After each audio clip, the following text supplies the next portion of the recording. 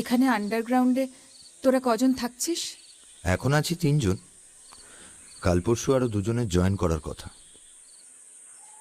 যদি এসে পৌঁছতে পারে বর্ডার ক্রস করে। ইস, কি অবস্থা ঘরগুলোর। চিরকাল শুনে আসছি রফিক কবির বাড়ি।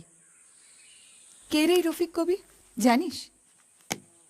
ওপার বাংলার এক কবি, দেশভাগের পর এ বাড়িতে এসেছিলেন বেশ কিছুদিন। তখন অবশ্য এই অবস্থা ছিল না। শোনা যায় এই শহরের এক হিন্দু মহিলার প্রেমে পড়ে নাকি আত্মহত্যা করেছিলেন। ব্যর্থ প্রেম বড় মারাত্মক জিনিস রে চৈতি।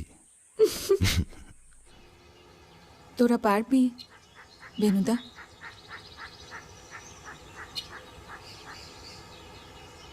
যদি যদি মরে যাস? আবার আসিব ফিরে